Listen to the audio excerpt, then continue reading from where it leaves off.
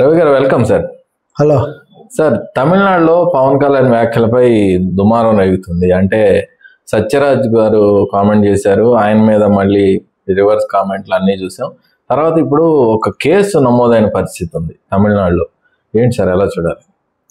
తమిళనాడులో అంటే మదురైలో మురుగన్ భక్తారగల్ మహానాడు అని ఒకటి జరిగింది మొన్న 2-3 రోజుల కిందట. ఆంధ్రప్రదేశ్ ఉప ముఖ్యమంత్రిగా జనసేన అధ్యక్షుడు ఎన్డీఏలో భాగస్వామి కదా పవన్ కళ్యాణ్ కూడా అక్కడ హాజరయ్యారు.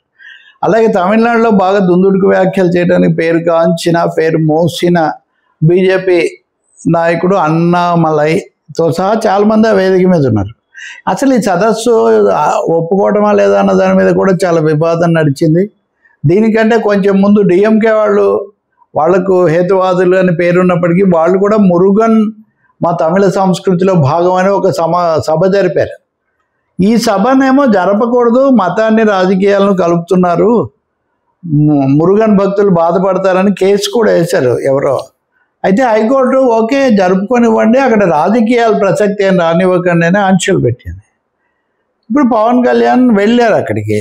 వెళ్ళే ముందు ఆయన ముందు రోజు ఎక్కడో ఆర్గనైజర్ ఆర్ఎస్ఎస్ అధికార పత్రిక దానికి ఇంటర్వ్యూ కూడా ఇచ్చారు. ఈ ఇంటర్వ్యూలో విషయాలు దాదాపు మురుగన్ సభలో చెప్పిన దాంట్లో కూడా ఉంది. ఆయన ఏమన్నారు అంటే, మురుగన్నని ఇక్కడ అంటారు, ఇంకో చోట సుబ్రహ్మణ్య స్వామి అంటారు, అలాగే ఈశ్వరుణ్ణి అక్కడ ఒకటి అంటారు, ఇక్కడ ఒకటి అంటారు, భారతదేశం అని ఇవన్నీ చెప్పాడు, బాగానే ఉంది.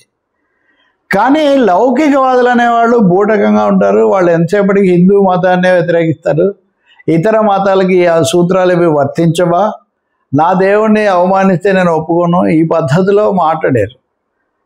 తర్వాత అనేక రూపాల్లో ఆయన ఏంటంటే సనాతనవాదంలో బీజేపీని మించిపోయారన్న స్థాయిలో మీడియా దీని మీద వ్యాఖ్యానాలు చేసింది. ద్రవిడ ఉద్యమం, ద్రవిడవాదం ఏంటిది, మన దేవుళ్ళని తక్కువ చేసేటట్టుగా అని మాట్లాడారు. అన్నామలై కూడా మాట్లాడారు.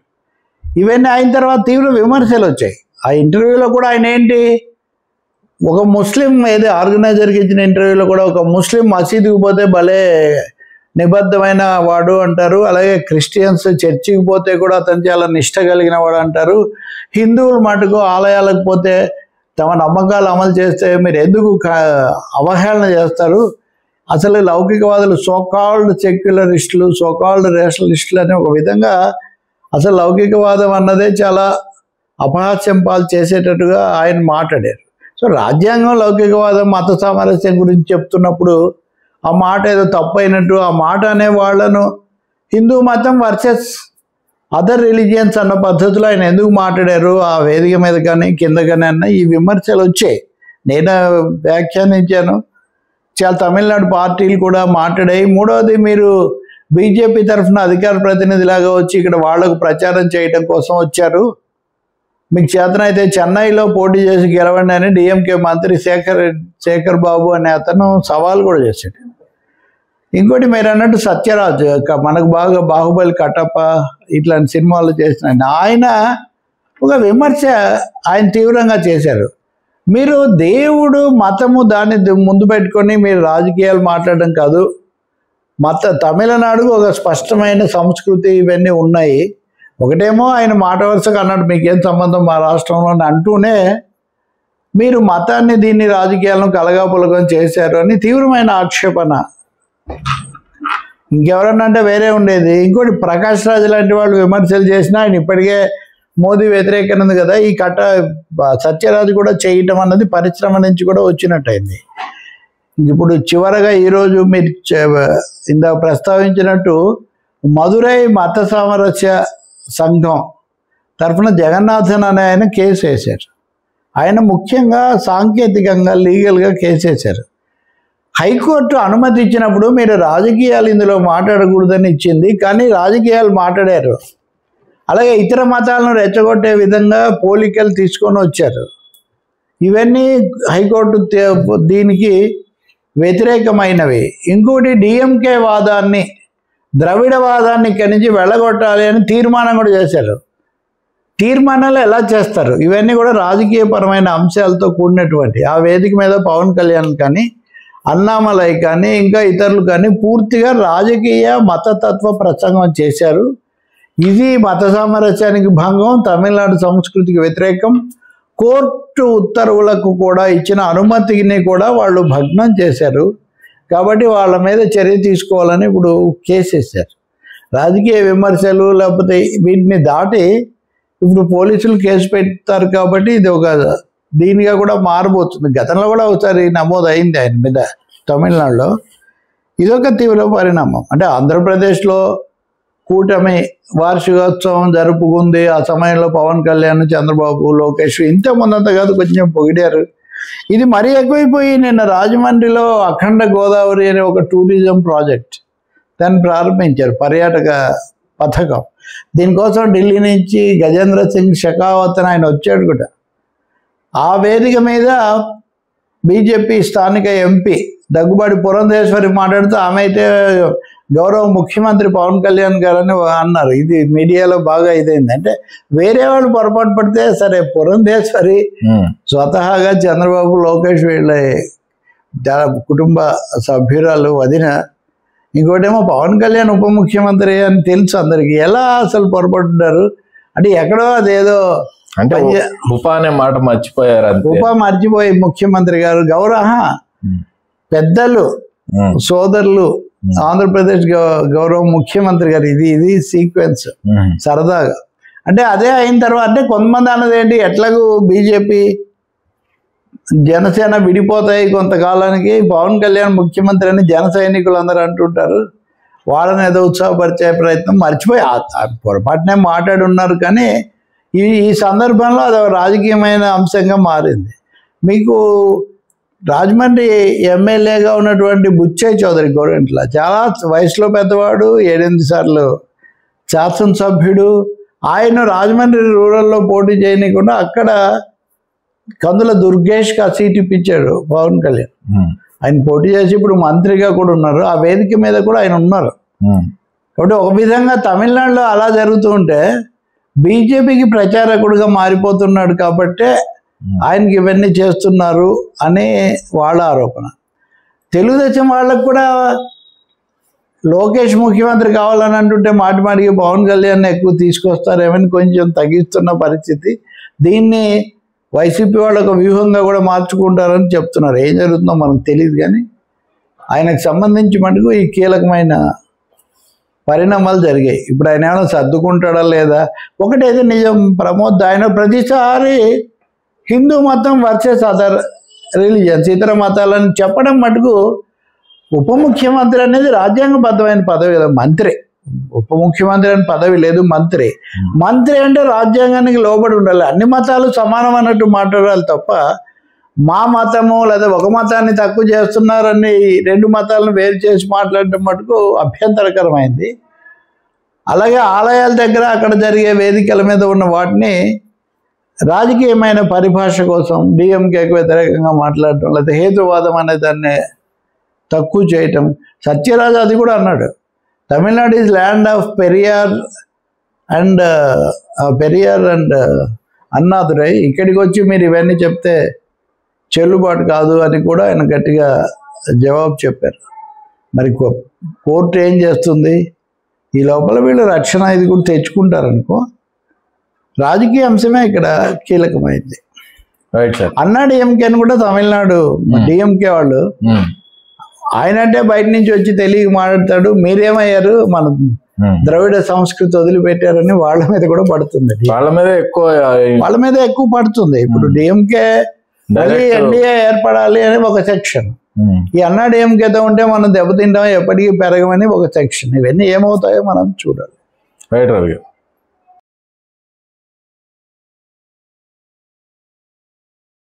గారు, తెలంగాణ ట్యాపింగ్ స్టోరీస్ ఇంకా కొనసాగుతూనే ఉంది. అంటే ట్యాపింగ్ సంబంధించిన కేసులు, ఆ వివాదాలు, ఆ విచారణలు కొనసాగుతున్నాయి.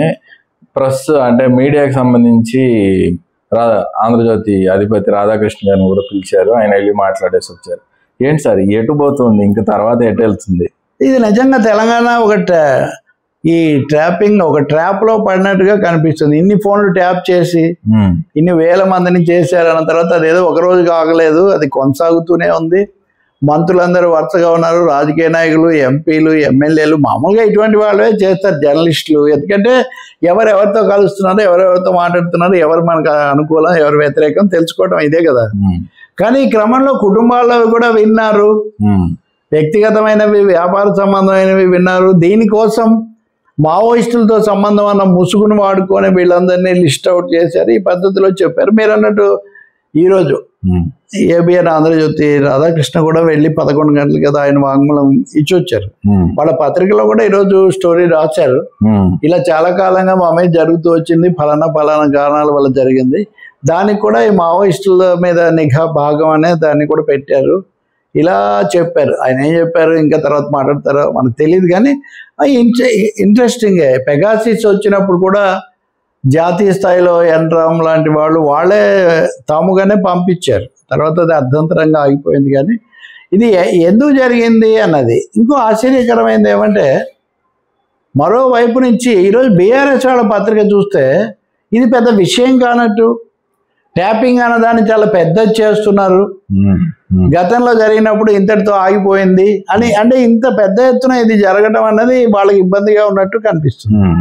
గత వారం మనం చర్చించినట్టుగా షర్మిల ఫోన్ కూడా విన్నారు అని ఆమె, కవిత ఫోన్ కూడా విన్నారు, హరీష్ రావు ఫోన్ కూడా విన్నారు. ఆఖరికి తమ పార్టీలో ఉన్న ఎంపీలు, తమకు అనుకూలమైన లేదా అనుయాయులుగా ఉన్న వాళ్ళు కూడా విన్నారు అని తెలిసినప్పుడు మొత్తానికి ఒక నిఘా నేత్రంలో మనం అంతా బతికాము అనే ఒక అంశం తెలుసు అందరికీ. ఫోన్లు ట్యాప్ చేస్తారని తెలిసినా ఈ స్థాయిలో పెద్ద వల విసిరినట్టుగా చేశారన్నది మటుకు దిగ్భ్రాంతి కలిగిస్తూ ఉంది.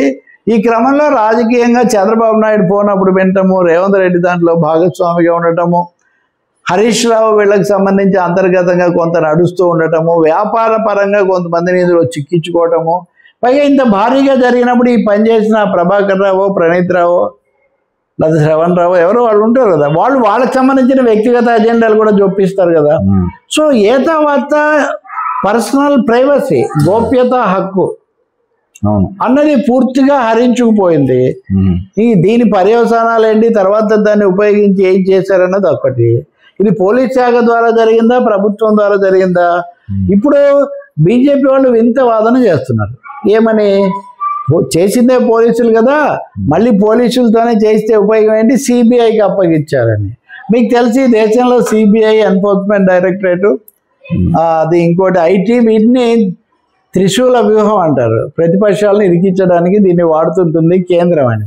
నిజంగా ఇది కేంద్రానికి అప్పగిస్తే, ఇప్పుడు రాష్ట్రంలో కాంగ్రెస్ ప్రభుత్వం ఉంది, సిబిఐ ఖచ్చితంగా అది మళ్ళీ ఇంకో కొత్త ట్విస్ట్ తీసుకుంటుంది.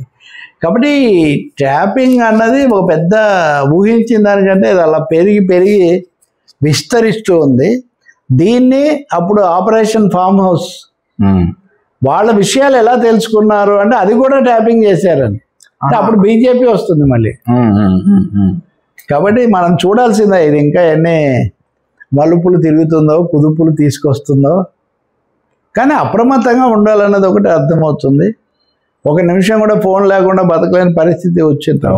ఇవన్నీ బహిరంగంగా కానివన్నీ ఉన్నాయో. పెగాసిస్ సంగతి ఇంతవరకు ఏమీ తేలలేదు. ఉదాహరణగా ఇజ్రాయెల్తో మనకు విపరీతమైన స్నేహం.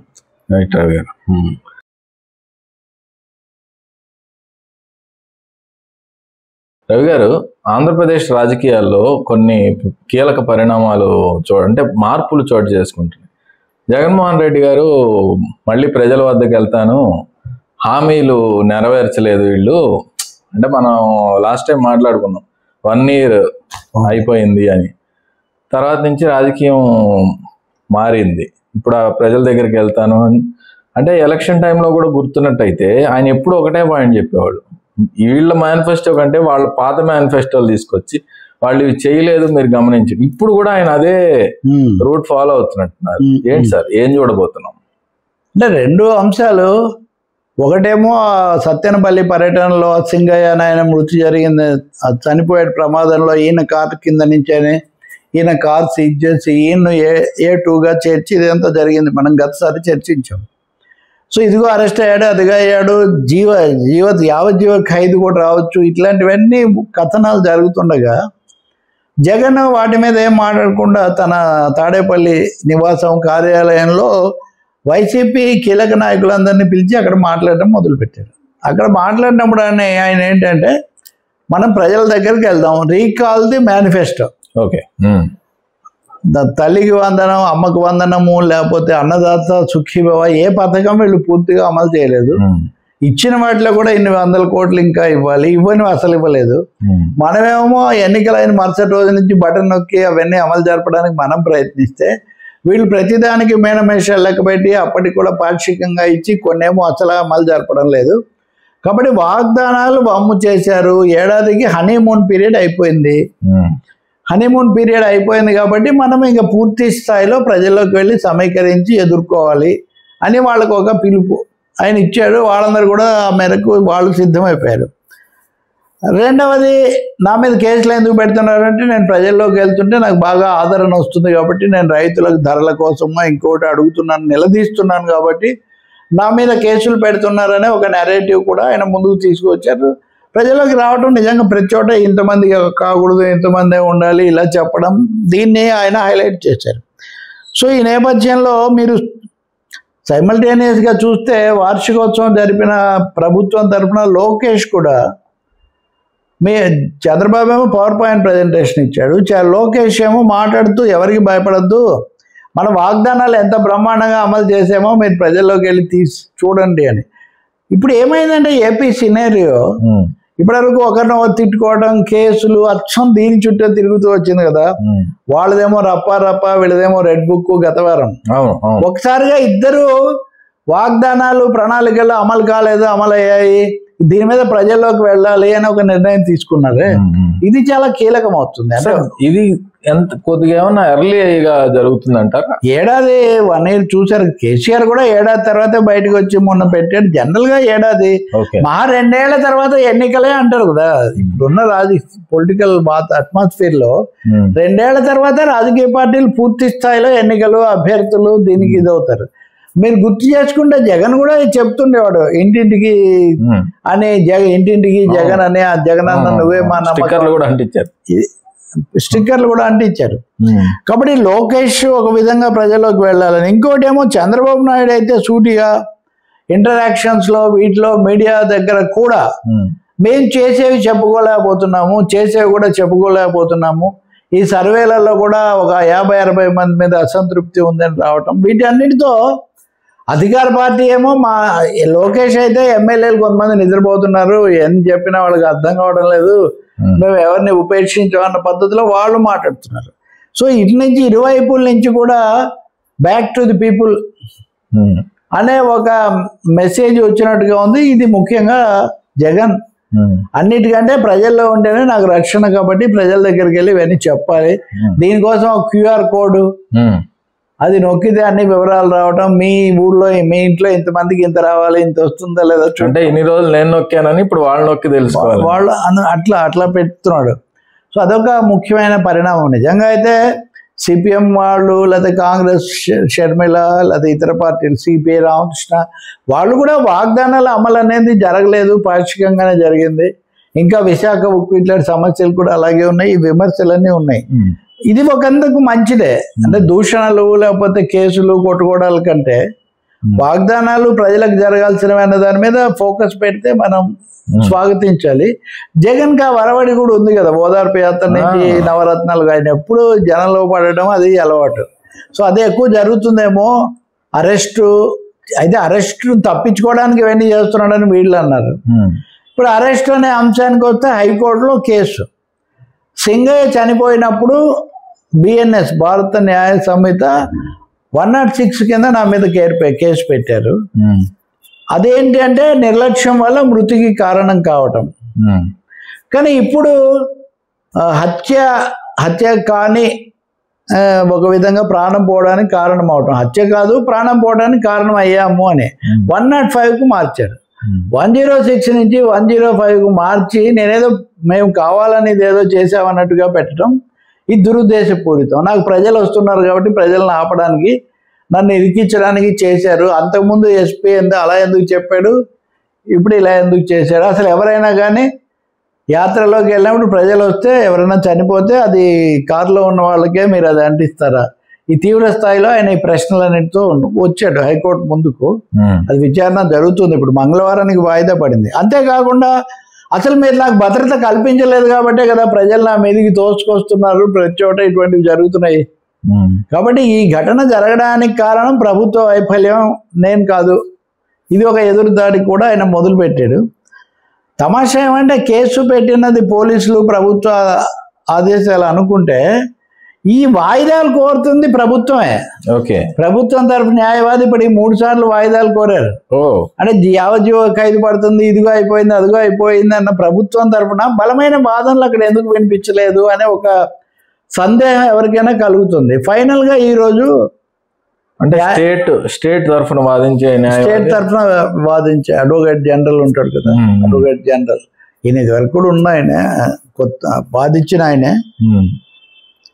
ఈరోజు న్యాయమూర్తి అడిగారు, ఈ ప్రశ్నలన్నీ వస్తున్నాయి కదా, సమాధానం ఏంటంటే మాకు సమయం కావాలన్నారు. కేసులు పెట్టడానికి ముందు సమయం, నిజానికి స్పష్టత ఉండాలి కదా. అప్పుడు జగన్ తరపు న్యాయవాదులేమో రోజు మమ్మల్ని సతాయిస్తున్నారు, అరెస్ట్ అది ఇదని, కాబట్టి మాకు రక్షణ కల్పించాలి, మీరు నిర్ణయం చేసేవారు వాళ్ళు అడిగారు. అప్పుడు అడ్వకేట్ జనరల్ ఏమన్నాడంటే, మీరు కేసు వేసింది క్వాష్ పిటిషన్ కదా, కేసును మొత్తంగా కొట్టేయమని అడుగుతున్నారు, మీరు బెయిల్ కోసము లేకపోతే ముందస్తు బెయిల్ కోసం మీరు కేసు వేయలేదు, మీరు అసలు అడగని దాన్ని కోర్టు ఎలా ఇస్తుంది, ఇవ్వకూడదని వీళ్ళు వాదించారు. ఇది ఎప్పుడు టెక్నికల్. ఇది కోర్టు ఏం చేసిందంటే 2 చేసింది. ఒకటి, మీ పూర్తి వాదనలు అంటే ప్రభుత్వం తరఫు మంగళవారం నాటికి వినిపించండి, అది ఒక విషయం. ఇంకొకటి ఏమో ఈ లోపల ఆయన మీద ఏం చర్యలు తీసుకోకండి, అరెస్ట్ ఇట్లాంటివి మీరు తీసుకోకండి అని. మంగళవారం అంటే ఈరోజు గురువారం కదా, దాదాపు ఒక వారం రోజులు. మామూలుగానే హైకోర్టు లాంటి ఉన్నత న్యాయస్థానం కేసు విచారిస్తుంటే పోలీసులు తొందరపడి ఒక అరెస్ట్ చేయడం లాంటివి చెయ్యరు. కానీ ఇప్పుడు స్పెసిఫిక్గా రిలీఫ్ కూడా ఇచ్చారు కాబట్టి ప్రస్తుతానికైతే వైసీపీ వాళ్ళ కేసు ఫలించినట్టు. ఇంకా తర్వాత కూడా వీళ్ళ సమాధానం వాళ్ళ సమాధానం, వాదోపవాదాలు ఇవన్నీ చాలా రోజులు జరుగుతాయి కదా. ఆ తర్వాత సుప్రీంకోర్టు కూడా ఉంటుంది కదా. కాబట్టి ఇంకా అయిపోయింది యావజ్జీవం, ఇంకా వీళ్ళ కార్యకలాపాలు ఆగిపోతాయి. ఈ స్థాయిలో అయితే ఉండేటట్టు కనిపించడం లేదు. ఇంకా దర్యాప్తు క్రమంలో ఏమేమి సత్యాలు బయటకు వస్తాయి, విచారణలో న్యాయమూర్తులు అడిగేవి ఎలా దారితీస్తే అవన్నీ మనం చూడాల్సి ఉంటుంది. సార్, అంటే ఇప్పుడు లీగల్ సిస్టమ్స్లో జరిగినట్టుగా పాత కేసుల్లో ఇలాంటి జరిగిన సందర్భాల్లో ఎలాంటి న్యాయాలు చెప్పారు, అంటే ఎలాంటి తీర్పులు? అంటే ఎక్కువ సందర్భాల్లో సమయం ఇస్తుంటారు, విచారణ చాలా కాలం నడుస్తూ ఉంటుంది. మీడియాలోనో లేదా వ్యాఖ్యాతలో రాజకీయ పార్టీలు వేదిక మీద చెప్పినట్టుగా ఇదిగో అంటే అదిగో అని అవేమో అవ్వవు. అవి మామూలు యాక్సిడెంట్ కేసులే అవ్వవు. ఎక్కడి నుంచి వచ్చాడు, ఎప్పుడైంది, కావాలి కొట్టాడా, ఎంత దూరంలో ఉన్నాడు, కనిపించే అవకాశం ఉందా లేదా, జాగ్రత్తలు తీసుకున్నాడా లేదా, వద్దన్నా కానీ అనేక అంశాలు విచారిస్తారు. నీడలో షేడ్లో ఉన్నారా, కన్ను అక్కడికి, మీకు తెలుసు కదా, అదే వాహనాలు నడుపుతూ ఉంటారు కాబట్టి. అందుకని తెలుసు, ముందు కూడా అధికార పార్టీకి ప్రభుత్వానికి కూడా తెలుసు ఇదేదో వెంటనే అవ్వదు, న్యాయస్థానాలకు వెళ్తారు అని. సుప్రీంకోర్టు కూడా వెళ్తారు కదా, వెళ్ళారు కదా, వాళ్ళు వెళ్ళారు వీళ్ళు వెళ్ళారు. ఇప్పుడు చాలా మందికి అలా కొద్దిగా ఉపశమనం వస్తూ ఉంది. ఇప్పుడు పిఎస్ఆర్ ఆంజనేయులు, ఆయనకు 2 నెలలు ఇచ్చింది కోర్టు నిన్న బెయిల్. ఇంతకుముందు ఇచ్చారు, ఇప్పుడు ఆరోగ్యం బాగాలేదు కదా, 2 నెలలు ఇవ్వాల్సిందే, ఇవ్వండి అని. ఇంకొంతమందిని అరెస్ట్ చేయొద్దు, ఇట్లాంటి ఉపశమనాలు కూడా ఇచ్చింది. కాబట్టి ప్రస్తుతానికి ఒక పాస్ అంటారే, ఒక పొలిటికల్ లీగల్ పాస్ వైసీపీ సంపాదించినట్టే చెప్పాలి. కానీ దీన్ని వివాదాలు పెంచుకోవడానికే కాకుండా ప్రజల్లోకి వెళ్ళడానికి, నిజంగా సమస్యల మీద దృష్టి పెడితే బెటర్. రైట్ రవి.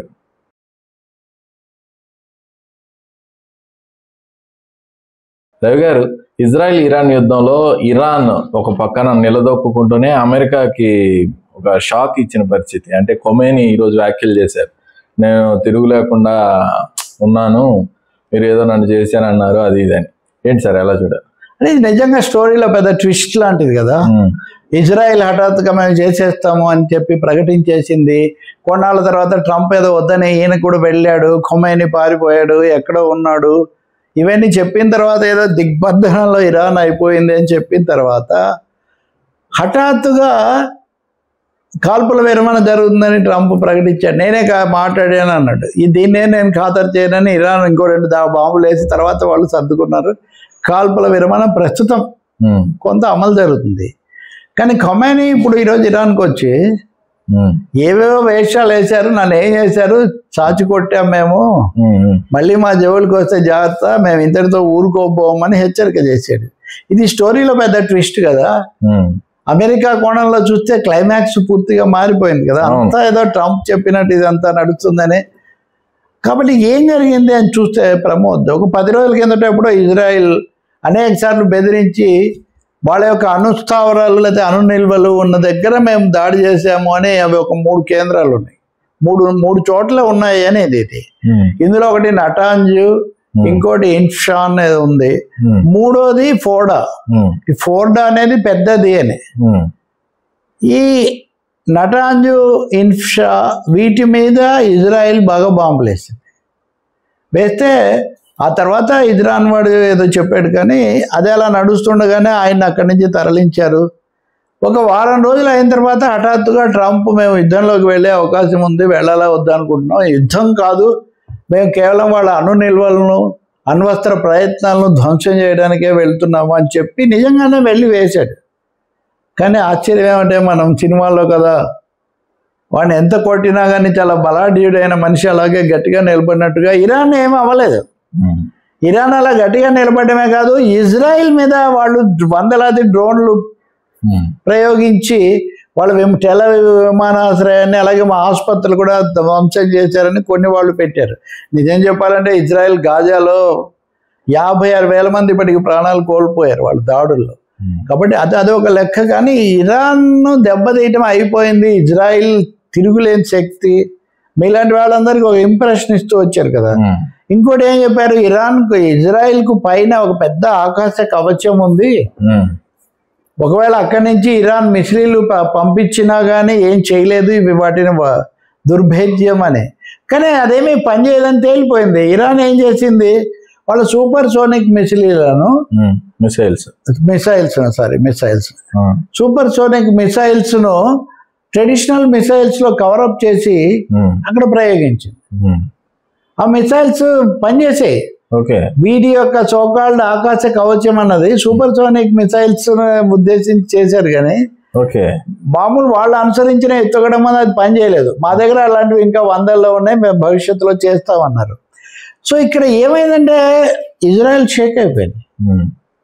అమెరికా విషయానికి వస్తే అమెరికా ఎందుకు పంపించింది, ఇజ్రాయెల్ను ముందు పంపించి తర్వాత తను వెళ్ళాలనుకుంది. ఇజ్రాయెల్ దెబ్బతింటుంది అని భావించగానే నేను రంగప్రవేశం చేస్తాను అని ఒక నాటకం ఆడారు. ఇందులో మూడోది ఉంది, 3 అణుస్థావరాల్లో ఈ ఫోర్డో అనేటటువంటి 3వ కేంద్రం భూగర్భంలో 85 మీటర్ల అడుగున ఉంటుందని, దాన్ని స్పృశించే అవకాశం కూడా లేదని ఇరాన్ కానీ పరిశీలకులు కానీ భావిస్తున్నారు. నిజంగానే వీళ్ళు దాన్ని ఏం చేయలేకపోయారు. ఇంకా మిగిలిన 2 చోట్ల మా నిల్వలు ఎప్పుడో ట్రాన్స్ఫర్ చేసాం, బదిలించాం, ఇక్కడ ఏం లేవు అని వాళ్ళు ప్రకటించారు. కాబట్టి ఇంత ఆర్భాటంగా ఎందుకు చేశారో అది కాస్త విఫలమైపోయింది. దీన్ని కప్పిపుచ్చడం కోసం మళ్ళీ మేము ఎదురుదాడి చేసాం, దెబ్బతీసాం, అమెరికా కూడా వచ్చింది. అమెరికా మీదకి ప్రపంచం దృష్టిని మరల్చి తను బయటపడడానికి ఇజ్రాయెల్ కూడా ఒక ప్రయత్నం చేసింది. కానీ ఇవన్నీ ఏం జరగకపోగా ఇరాన్ 1-2 సార్లు గట్టిగా నిలబడ్డాం. ఇప్పుడు అచ్చంగా ఖొమైనీ కూడా బయటికి వచ్చి హెచ్చరిక జారీ చేయడంతో పశ్చిమాసియాలో ఇరాన్ ఒకటే పెద్ద దేశం, బలమైన దేశం. నిజానికి ఇజ్రాయిల్కు అమెరికాకు అది ఏమనాలి, కొరకరాని కొయ్య. దాన్ని దెబ్బతీసి ఇజ్రాయిల్కి ఆధిపత్యం తెప్పించాలని వాళ్ళు అనుకున్నారు. ఇప్పుడు అది విఫలమైపోయింది. కాబట్టి ఇప్పుడు ఏదో ఒక విధంగా మళ్ళీ ఆ మిత్ను రీఎస్టాబ్లిష్ చేయాలి. దానికోసం తంటాలు పడుతున్నారు. మీరు గమనిస్తే నిన్న అమెరికా మళ్ళీ మేము దాడులు చేసే అవకాశం ఉందని కూడా ఓ ప్రకటన చేశారు. ఇవన్నీ ఎందుకు చేశారంటే అంతర్జాతీయ అణుశక్తి సంస్థ IAEA, international atomic energy agency, వాళ్ళు అక్కడ ఏదో ఉంది అని చెప్పారు కాబట్టి వాటిని నాశనం చేయడానికి అని వీళ్ళు అంటున్నారు. కానీ IAEA మా దగ్గర మేమేమి అక్కడ కనుక్కోలేదు, అక్కడ ఏం లేదు, వాటిని ఏం చేయలేరు వీళ్ళని వాళ్ళు చెప్పారు. సో ఏ విధంగా చూసినా ఇరాన్కు గుణపాఠం అని బయలుదేరిన వాళ్ళు వీళ్ళు గుణపాఠం నేర్చుకొని తీవ్రమైన భంగపాటుకు గురై బయటపడ్డారు. ఈ తర్వాత ఎలాంటి దారి తీస్తుంది, ఇంకొకటి, ఒకవేళ పశ్చిమాసియాకే ఇదే మెసేజ్ అయితే అక్కడ చమురు సంపన్నం, ఇంధన సంపన్నం, దాని మీద తిష్ట వేయాలన్న వీళ్ళ దీర్ఘకాల వ్యూహాలు దెబ్బతింటాయి. ఎప్పుడైతే ఇరాన్లో దెబ్బతిన్నారో హెజ్బుల్లా, హమాస్, హైతీ అనేది యెమెన్లో ఉంటుంది, లెబనాన్లో అది హిజ్బుల్లా ఉంటుంది, గాజాలో హమాస్ ఉంటుంది. వీళ్ళందరూ తగులుకున్నారు ఇజ్రాయిల్కు. మీరు మళ్ళీ ఇరాన్ ఏమన్నా చేస్తే మేము మీ మీద పడతామని. సో ఈ విధంగా వాళ్ళు అనుకున్నది ఒకటైతే జరిగింది ఇంకొకటి అయిపోయి ఒక తీవ్ర ఇరకాటంలో ఎదురు దెబ్బలో పడ్డారు. ఈ మొత్తంలో మనకు విచారం కలిగించేది ఒకటే, మన మోదీ గారు కూడా అక్కడ ఒక నిస్సహాయ విగ్రహం లాగా మిగిలిపోయాడు. పాకిస్తాన్ అప్పుడు ఏం చేయలేదు, కానీ ఇప్పుడు కూడా ఒక్కసారి మటుకు ఇరాన్కు ఫోన్ చేశాడు ఆయన అధ్యక్షుడికి, చేసి కొంచెం ఉద్రిక్తత పెరగకుండా చూడండి అని ఇరాన్ అధ్యక్షుడికి చెప్పాడు. అరే దాడి చేస్తుంది ఇవన్నీ ఇజ్రాయిల్ అయితే నువ్వు చెప్తే ఇజ్రాయిల్కి చెప్పాలి, కానీ ఇరాన్కో చెప్తే ఉపయోగం ఏముంది? అమెరికా వాడేమో, ట్రంప్ ఏమో అప్పుడు పాకిస్తాన్తో నేను కాల్పుల విరమణ అన్నాడు, ఇప్పుడేమో నేనే చేశాను అన్నాడు. రెండు బూటకం. సో మనం ట్రంప్ను అనలేకపోయాం, ఇజ్రాయిల్ని అనలేకపోయాం. G7 దేశాలు ఒక తీర్మానం ఆమోదిస్తే అక్కడేదో బయటికి వచ్చాం, కానీ అక్కడ కూడా ఇజ్రాయిల్ను పాయింట్అవుట్ చేయలేదు. కాబట్టి వీటన్నిటిని చూసినప్పుడు బెడిసి కొట్టింది ఇరాన్ మీద దాడి, ఇవంతా బెడిసి కొట్టింది. మూడవది, పశ్చిమాసియాలో ఇజ్రాయిల్ గురించిన మిత్ చెరిగిపోయింది. మన దేశంలో కూడా ఎక్కువ వింటుంటాం, ఇజ్రాయిల్ వల్లే ఉన్నాం, ఇజ్రాయిల్ వల్లే ఇజ్రాయిల్ని ఇప్పుడు ఎవడైనా దెబ్బ కొట్టవచ్చు అనే ఒక వాతావరణం కూడా వచ్చింది. ఇరాన్ గట్టిగా నిలబడింది. సో ఒక విధంగా పశ్చిమాసియా, తద్వారా ప్రపంచ దేశాల బలాలు. ఇక్కడ యూరోపియన్ అలీస్ కూడా వాళ్ళేదో ఫార్మల్గా మొక్కుబడిగా ఏదో విచారం వెలిబుచ్చడం తప్ప గట్టిగా అమెరికాను ఖండించడానికి సిద్ధం కాల.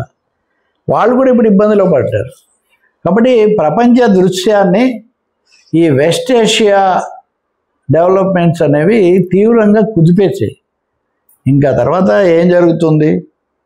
అమెరికా ఈ దెబ్బతిన్నది కాబట్టి మరింత తీవ్రంగా వెళ్తుందా? వెళ్తే వాళ్ళు ఇప్పటికే ఒకసారి అమెరికా అదేది హర్మోజ్ జలసంధి దగ్గర వాళ్ళ యుద్ధ స్థావరాల మీద దాడి చేస్తామని చేశారు కూడా ఇరాన్ వాళ్ళు మళ్ళీ అలా చేస్తే వీళ్ళు మరింత దెబ్బతింటారు. ఖతార్లో చేశారు, అమెరికా స్థావరాల మీద వాళ్ళు 2 చోట్ల దాడి చేశారు. అమెరికాకే నేరుగా ఎక్కువ పెట్టారు. కాబట్టి అనుకోని మలుపు తిరిగింది. ఈ మలుపులో అల్లిన దేశంగా మన స్థానం మనం పెద్దగా కాపాడుకోలేకపోయాం అనే దిగులు కొంత ఉన్నప్పటికీ ప్రపంచానికైతే, పశ్చిమాసియాకైతే శాంతి కొంచెం వస్తుందేమో అని ఒక ఆశ. రైట్.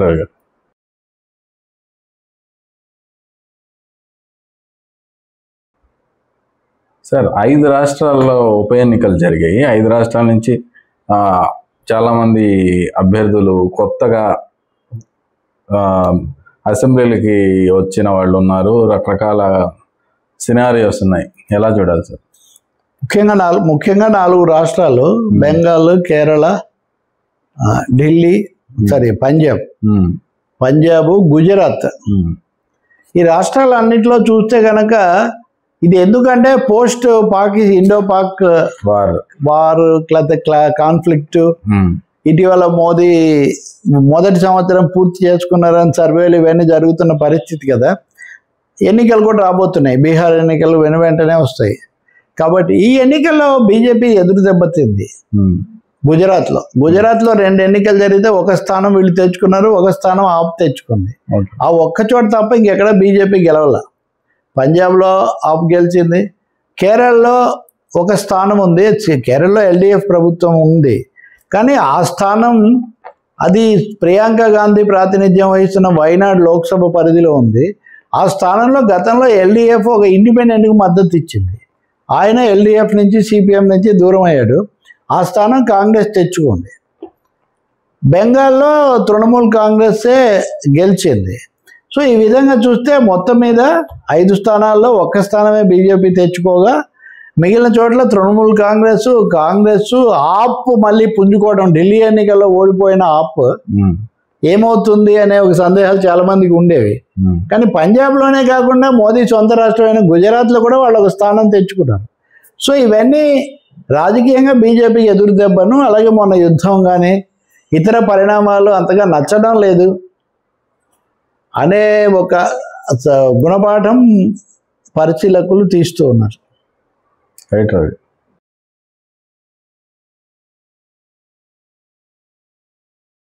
తర్వాత ఎమర్జెన్సీ వచ్చి 50 ఏళ్ళు అయిందని గత వారం చర్చించాం. దాని గురించి రకరకాల వాదనలు, రకరకాల వ్యాఖ్యలు, అవి మాత్రం ఆగట్లేదు, మాట్లాడుతూనే ఉన్నారు. ప్రమోద్, ఎమర్జెన్సీ 50 ఏళ్ళ గురించి గత వారం మనం నిజానికి కీలకంగానే మనం మాట్లాడాం. అప్పటికి ఇంకా మీడియాలో అది కూడా మొదలవ్వాలి. దానికి రాజకీయ భాగం కూడా ఒకటి ఉంది. ఎందుకంటే ఇప్పుడు అప్రకటిత ఎమర్జెన్సీ ఉందని అందరూ అంటూ ఉంటారు. కాబట్టి మీరు అన్నట్టు ఈ 50 ఏళ్ళకి సంబంధించి 50 ఏళ్ళ ఉత్సవం మీరు తప్పనిసరిగా చేయాలి అని కేంద్ర ప్రభుత్వం రాష్ట్రాలన్నిటికీ కూడా ఒక పెద్ద సర్క్యులర్ పంపించింది. ఏడాది పొడవునా చెయ్యాలి అని కూడా. ఇది నిజంగా ఎలా ఉండాలి? నేను కూడా ఖమ్మంలో ఒక సభలో మాట్లాడి వచ్చాను. పత్రికల్లో 50 ఏళ్ళ అప్పటి ఏం జరిగిందో జ్ఞాపకాలు రాశాను. చాలామంది రాశారు. కానీ ఒక 3-4 అంశాలు నేను మేము ముందు చెప్తాను. మొదటిది ఏంటంటే, ఈ మొత్తంలో కూడా ఇందాక మనం ఏదో డిస్కషన్లో అనుకున్నట్టు ఇన్విజిబుల్ పీపుల్ అన్నట్టుగా పూర్తిగా కాంగ్రెస్ హయాంలో జరిగింది. కాబట్టి కాంగ్రెస్ను బహిష్కరించాలి. అసలు ఈ దేశ చరిత్రలో అతి ఘోరమైన అధ్యాయం అదొకటే అక్కడ ఆగిపోతుంది. మరి రెండో భాగంలో ఇప్పుడు అప్రకటిత ఎమర్జెన్సీ అని ఎందుకు అంటున్నారు? ఇప్పుడు జరుగుతున్న దాని గురించి ఎలా సమీక్షించుకోవాలి, ఒక సెక్షన్ అసలు దాని జోలికి పోవట్లేదు. అదే మీరు ఆంధ్రప్రదేశ్కి వెళ్తే కనుక అక్కడ చంద్రబాబు నాయుడు, జగన్మోహన్ రెడ్డి ఆయన విధ్వంస పాలన అది ఎమర్జెన్సీ లాంటిది, చాలా గుణపాఠం అని ఆయన చెప్తున్నాడు. ఇప్పుడు అప్రకటిత ఎమర్జెన్సీ అనే దాంట్లోనేమో ఆయన కానీ ఎన్డీఏ భాగస్వాములుగా ఉన్న అది పక్కన పెడదాం.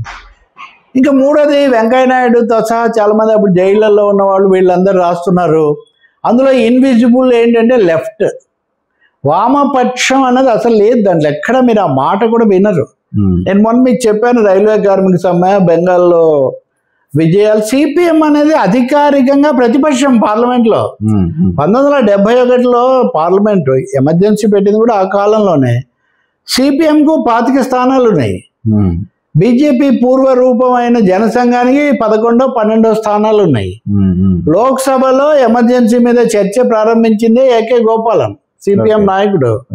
ఆ విషయానికి ఏమీ ప్రాధాన్యత లేనట్టు ఇక్కడ ఎమర్జెన్సీ పెట్టకముందే బెంగాల్లో దాడి ప్రారంభించి ఎన్నికలను హస్తగతం చేసుకున్నారు. ఇవన్నీ జరిగాయి, చాలా మంది అరెస్టులు అయ్యారు. ఆ విషయాలు తర్వాత జనతా పార్టీ ఏర్పడి దాన్ని అంతం చేయడంలో కూడా సిపిఎం కూడా బలపరిచింది. నేను చెప్తున్న ఒక సిపిఎం గురించే కాదు, ప్రాంతీయ పార్టీలు, స్థానికంగా అనేక మంది మానవ హక్కుల కార్యకర్తలు ఎంతో మంది పోరాడారు. రెండో వైపున ఆర్ఎస్ఎస్ అధినేత బాలాసాహెబ్ దేవరస్, ఆయన జైల్లో ఉండి అరెస్ట్ అయిన మాట నిజమే. జైల్లో ఉండి మేము మిమ్మల్ని బలపరుస్తామని లేఖలు రాశాడు ఇందిరాగాంధీకి. ఓకే. అలాగే సుబ్రహ్మణ్య స్వామి అప్పుడు జనతా పార్టీ ఆయన బీజేపీతో కూడా సంబంధం ఉంది, ఎంపీగా కూడా చేశాడు. సుబ్రహ్మణ్య స్వామి ఒక బుక్కే రాశాడు. ఈ బుక్ లో ఏ విధంగా ఈవెన్ వాజ్పేయిని కూడా తొందరగా వదిలేశారు, ఆయన దాదాపు ఎక్కువ కాలం బయటే ఉన్నాడని సుబ్రహ్మణ్య స్వామి కూడా రాశాడు. చాలా ఉందన్నమాట. అంటే ఇన్విజిబుల్, అది ఇన్విజిబుల్. ఈ భాగాన్ని కూడా ఒక భాగం ఇన్విజిబుల్ గా తాజాగా Narendra Modi memoirs of emergency అని అప్పుడు తాను రకరకాల వేషాలు, మారు వేషాల బొమ్మలతో పుస్తకం ఇచ్చారు. అసలు సమస్య ఏమంటే ఆయన్ను పోలీసులు ఎంత వెతికారు, ఏం తప్పించుకున్నారనేది కదా. నాతో నేను ఎన్ని వేషాలు వేసాను అనేది అది వేరే విషయం. ఉదాహరణకు ప్రకాష్ కరత్ మొన్న వ్యాసం రాస్తూ అరెస్టును తప్పించుకోవడానికి నేను పలానా చోట వెళ్ళాను, తర్వాత పలానా చోట అజ్ఞాతంలో ఉన్నాను, కొంతకాలం తర్వాత పర్వాలేదని నేను అలా పనిచేస్తూ వచ్చానని చెప్పారు. సో జరిగింది ఏంటంటే ఆ రోజు జూన్ 25 అర్ధరాత్రి ఎమర్జెన్సీ ప్రకటించారు. ఆ రాత్రి దొరికిన వాళ్ళందరినీ లోపలేశారు. ఆ రాత్రి తప్పించుకొని కొంచెం అలా తప్పుకోగలిగిన వాళ్ళు కొంతమంది అలా జరిగారు. ఇంకో కీలకమైన అంశం ఖమ్మం వెళ్ళినప్పుడు చెప్పాను నేను. ఎమర్జెన్సీ సందేశాన్ని దేశానికి వినిపించిన వ్యక్తి, మొదట తెలుసుకున్న వ్యక్తి, ఉమ్మడి రాష్ట్రానికి ముఖ్యమంత్రిగా పనిచేసిన జలగం వెంగళరావు. జలగం వెంగళరావు ఇందిరాగాంధీ దగ్గరికి వెళ్ళి అక్కడి నుంచి అప్పుడు హర్యానా ముఖ్యమంత్రికి చెప్పి అలా వెళ్ళాడు. కాబట్టి ఆంధ్రప్రదేశ్ అనేది ఒక పాత్ర వహించింది. మొన్న చంద్రబాబు నాయుడు ఎమర్జెన్సీని విమర్శించాక వైసీపీ వాళ్ళు, మీరు అప్పుడు యూత్ కాంగ్రెస్లోనే ఉన్నారు కదా అని వాళ్ళ కామెంట్. నిజమే అది. చంద్రబాబు నాయుడు, కె చంద్రశేఖరరావు, ఈవెన్ రాజశేఖర రెడ్డి ఒక విధంగా వీళ్ళందరూ ఎమర్జెన్సీ కాలంలో ఇందిరాగాంధీ, సంజయ్ గాంధీలతోనే ఉన్నారు. ఇందిరాగాంధీ ఎమర్జెన్సీ పెట్టడం పొరపాటు అయ్యుండొచ్చు, కానీ ఇంకా ఆమె జీవితం అంటేనే ఎమర్జెన్సీ అని అసలు నెహ్రూనే ఎందుకు తీసి పడేస్తున్నావు, ఇందిరాగాంధీనే కాదు కదా. కాబట్టి ఎమర్జెన్సీ, ప్రాథమిక హక్కులను హరించడము, సెన్సార్షిప్ పెట్టడం ఇవన్నీ తప్పు. ప్రజలు ఓడించారు. మళ్ళీ ఆమెనే వీళ్ళ నిర్వాకాల వల్ల మళ్ళీ తెచ్చుకున్నారు, ఆమెను హత్య చేశారు. కాంగ్రెస్కి ఎప్పుడు మెజార్టీ రాలేదు, ఇంకా హత్య అప్పుడు తప్ప. ఇది ఒక వాస్తవం. కానీ అదే సమయంలో దాన్ని పక్కదో పట్టించి నేను అడిగాను, అదే ఎమర్జెన్సీలో పత్రికల మీద సెన్సారు పార్టీల మీదే ఉంది కానీ మనుషుల మీద ఏం లేదు. కానీ ఈ రోజున ప్రమోద్ గడ్డం పెంచాడు కాబట్టి ఏంటి, వాళ్ళ ఇంట్లో పలానా పదార్థంలో ఏమైనా ఉందా కూడా వ్యక్తిగత గోప్యత కూడా లేకుండా పోయింది. కాబట్టి ఒక విధంగా ఎమర్జెన్సీ నాటికంటే కూడా తీవ్రమైన పరిస్థితులు, రాష్ట్రాల ముఖ్యమంత్రులకు కూడా లేని పరిస్థితులు, న్యాయ వ్యవస్థ కూడా ఒత్తిడికి గురవుతున్న పరిస్థితులు ఉన్నాయి. ప్రకటితం కంటే అప్రకటితం ఎప్పుడు చాలా, అదే అన్నా నేను, కత్తిపోటు కంటే వెన్నుపోటు ఎప్పుడు సమస్య కదా. కాబట్టి మన మీడియా చర్చల్లో వీటన్నిటిలో ఈ కంటిన్యూషన్ ఉండట్లేదు. ఎవరైనా ప్రతిపక్షం, ఎవరైనా ప్రభుత్వంలో ఉండొచ్చు, కానీ రాష్ట్రంలో అయినా కేంద్రంలో అయినా ప్రజాస్వామ్య ప్రాథమిక హక్కులను కాపాడుకోవటం అన్నది ప్రజల కోణంలో ఎప్పుడూ జరగాల్సిందే.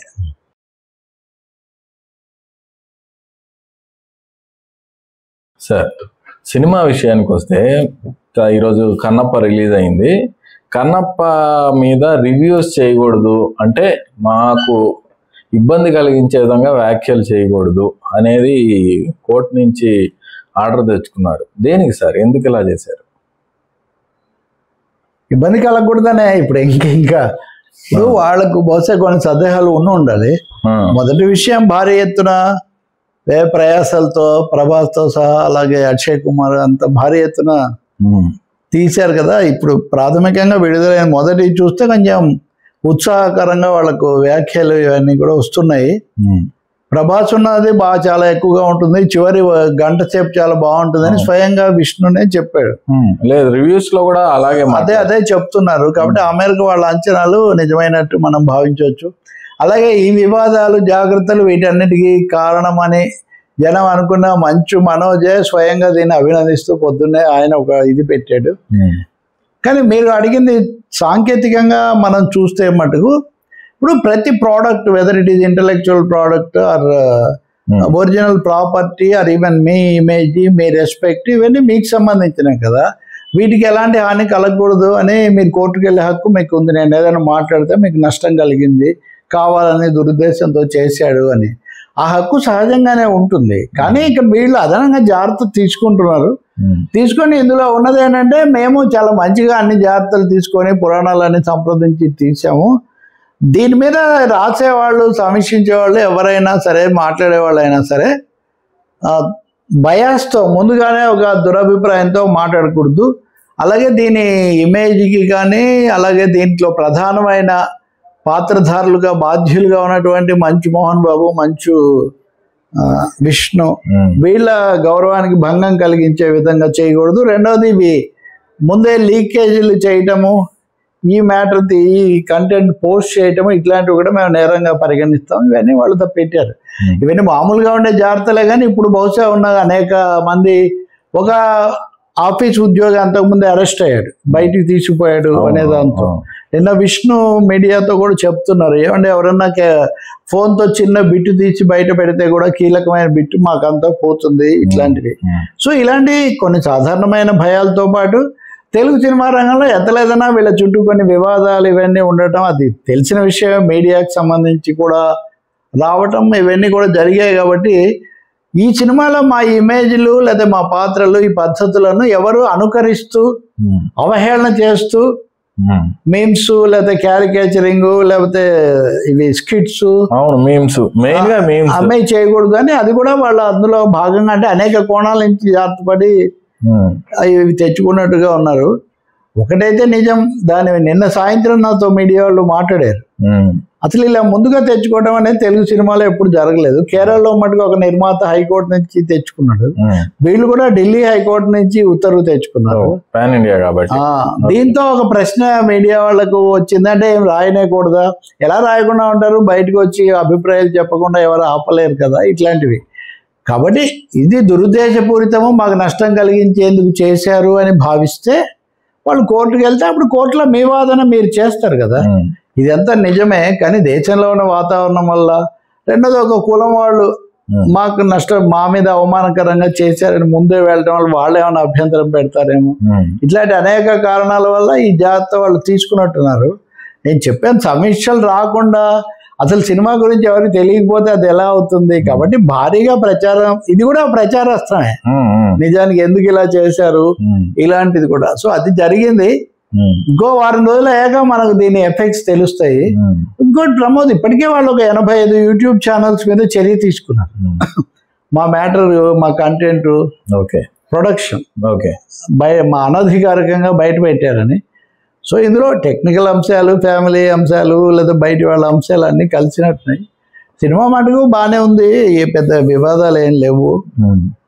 కుబేరా గురించి కూడా, అంటే కుబేరా రిలీజ్ రోజు బాగానే ఉండింది, తర్వాత కొంచెం డ్రాప్ అయింది, మళ్ళీ పికప్ అయింది. అంటే ఒక సోషల్ యాంగిల్లో వచ్చిన సినిమా ఇలా హిట్ అవ్వడం గురించి. కుబేరా టు కన్నప్ప ఈ సమీక్షల కోణం కూడా ఉంటుంది. కుబేరా విడుదలకు ముందే దిల్ రాజు లాంటి వాళ్ళంతా కొంచెం జాగ్రత్తగా చూసి రాయండి అబ్బా మీరు, అది కూడా అన్నారు వాళ్ళు. ఆ ఉత్తర్వులు అది కూడా ఉంది, మీకు కూడా తెలుసు కదా.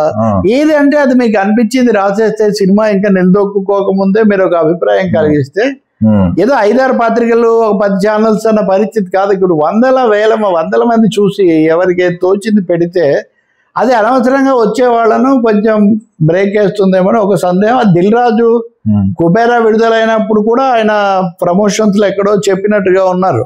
నిజంగానే దాని మీద రివ్యూ సమీక్షలు కూడా కొంచెం జాగ్రత్తగా వచ్చాయి. సునీల్ నారాయణ గారు కూడా చెప్పారు. సునీల్ నారాయణ కూడా చెప్పాడు. ఆ వచ్చిన 1-2 సమీక్షల మీద కూడా నాగార్జున ప్రమోషన్ ఆ సభలో చెప్పాడు. ఏమని అంటే, మొదట ఈ కథ ఒక విధంగా అనుకున్నాం, తర్వాత ఇలా అర్థమైంది అని చెప్తే దీన్ని సోషల్ మీడియాలో ఇంకో విధంగా రాశారు అని కూడా ఆయన వచ్చిన మేరకే ఆయన జవాబు ఇచ్చారు. కానీ ఏదైనా మీడియా పాజిటివ్ యాటిట్యూడ్ తీసుకుంది. నేను కూడా వీడియో చేశాను. అక్కడ నేను ముఖ్యంగా ఆకర్షించిన విషయాలు 2. ఇప్పుడు అసలు తెలుగులో పాన్ ఇండియా అని అన్ని కూడా పురాణాలతో ఏదో లింక్ పెట్టి దాన్ని ఏదో చేసి అశ్వత్థామ వచ్చాడు, లేకపోతే ఇంకొక అభిమన్యుడు వచ్చాడు, లేకపోతే ద్వారకలో కృష్ణుడు వచ్చాడు, ఇలాంటి కథలు. ఎవరి స్వేచ్ఛ వాళ్ళది, నేనేం అంటలేదు. కానీ వర్తమానంతో పెట్టి తీయటం ఒకటి.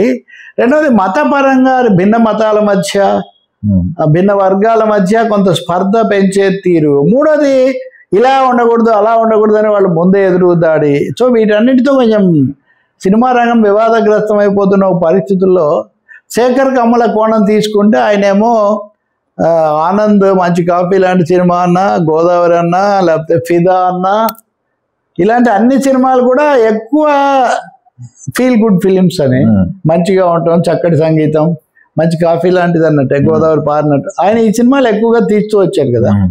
ఆఖరికి లవ్ స్టోరీ అన్నది తీసుకున్నప్పుడు దాంట్లో కూడా కొంచెం బాగా హిట్టింగ్ అంశాలు ఉన్నాయి. జెండర్ డిస్క్రిమినేషన్, తర్వాత క్యాస్ట్, ఇవి ఉన్నాయి. కానీ అది కూడా అల్టిమేట్ గా లవ్ స్టోరీ అనే పేరుని బట్టి లవ్ స్టోరీ కిందే పోయింది. సో ఈ నేపథ్యంలో ఆయన ఇప్పుడు గ్లోబలైజేషన్ లో పూర్తిగా ఈ మల్టీ బిలియనీర్సే ప్రపంచాన్ని శాసిస్తున్న పద్ధతిని ఇతివృత్తంగా తీసుకోవటం. ఈ మధ్యకాలంలో మీరు ఆర్థిక అంశాల మీద ఇంత బలమైన సినిమా రావటం మీరు చూడరు. So it's a transformation of Sekhar Kammula also. ఆయన ఇది నా బెస్ట్ ఫిలిం అని కూడా ఆయన చెప్పాడు. అసలు వాస్తవంగా అందులో తీసుకున్న కథ ఏది చమురు బావులు పాడుకోవటం లాంటిది, అది ఆంధ్రప్రదేశ్లో ఒకప్పుడు అందరూ చెప్పుకున్నటువంటి కొత్త వాస్తవిక కథ కూడా. దానికోసం ఆయన బాగానే జయప్రదమయ్యారు. మీరు అన్నట్టు సమీక్షలు మొదట ఫస్ట్ 3 days అయిన తర్వాత సోమవారం నాడు అది చూస్తారు మామూలుగా. అవును, వీకెండ్ అయ్యాక first day of the next week చూసినప్పుడు సోమవారం నేను సోమవారం చూసాను. కొంత డ్రాప్ అయింది అని అనుకున్నారు, కానీ అది తర్వాత నిలదొక్కుంది. ఇప్పుడు అది 100 కోట్లు 110 కోట్లు అని విదేశాల్లో ఎక్కువగా వచ్చాయి. తమిళనాడులో కూడా మళ్ళీ బాగా పుంజుకొని, తమిళనాడులో ధనుష్ మీదే ఆధారపడి అందుకే అతన్ని పెట్టారు. అది కొంత ఎందుకో దెబ్బతింది అన్నారు, కానీ ఇప్పుడు మళ్ళీ పుంజుకుంది అంటారు. తెలుగులో స్టడీగా ఉంది. తెలుగే మెయిన్ గా ఇది తెచ్చిపెట్టినటువంటిది. శేఖర్ కమ్ములకు పర్సనల్ గా విదేశీయాల్లో అబ్రాడ్ ఆడియన్స్ ఎక్కువ. అక్కడి నుంచి ఏమి డిసప్పాయింట్మెంట్ లేకుండా ఆయన డబ్బులు వచ్చాయి. మొత్తం నేను సంతోషించేది ఏంటంటే ఫ్యాంటసీలు, ఇన్ఫ్లేటెడ్ ప్రొడక్షన్స్. రాజమౌళి ఎప్పుడు చెప్తుంటారే లార్జర్ దాన్ లైఫ్. ముందు లైఫ్ ఉంటే కదా తర్వాత లార్జర్ దాన్ లైఫ్. సో ఈ లార్జర్ దాన్ లైఫ్ అన్నది కాకుండా realities, hard hitting realities of life అన్నది తీసుకున్నారు. చాలా కాలం తర్వాత ఈ సినిమాలో బిచ్చగాళ్ళు ఇలాంటి పాత్ర. దీంట్లో కాన్సెప్ట్ ఏంటంటే ప్రమోద్ ఇన్విజిబుల్ పీపుల్ అనే ఒక మాట ఉంది. సమాజంలో పేరున్న వాళ్ళు, డబ్బు ఉన్నవాళ్ళు, లేదా సెలబ్రిటీలు, రాజకీయంగా చక్రం తిప్పేవాళ్ళు, వీళ్ళే మనుషులు కాదు. కనిపించని రేఖకు అవతల, గీతకు అవతల చాలా మంది ప్రజలు ఉన్నారు.